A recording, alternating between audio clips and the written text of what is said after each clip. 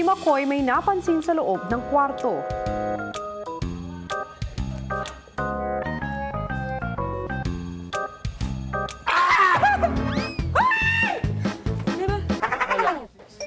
Nasakit na ba ako? Ngayon ay sinabi mo na talagang andito sila.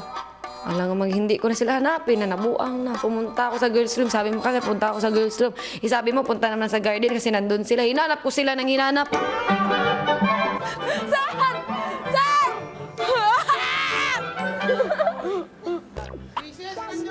Sir! Hanggang sa wala, kuya, pumunta ako sa kitchen, wala pa rin. Sir! Wala. Wala.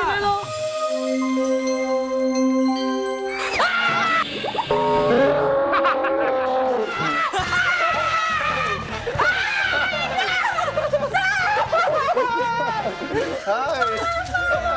Hi guys! Hi! Kuya, nangyari, kuya, doon sila sa may Arinola. Sobrang walang arte tong Liskin. Sabi, tinasinilip lang, ano ba to? Ihi ba to? Dito. Hi! Binuksan namin. May ihi dito. Ano yung ihi ito? Sobrang nakakaya, pero ganun pa man, nakita pa rin namin sila at masayang-masaya ako, kuya, dahil talagang sobrang shock ko. Hindi ako makapaniwala na talagang nakita na namin sila ulit na naman. Hi!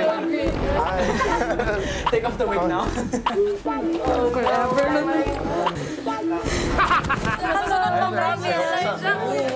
I don't know, they're really good-looking people. When I first saw them, that's the first thing I thought. Sobrang ganda in person.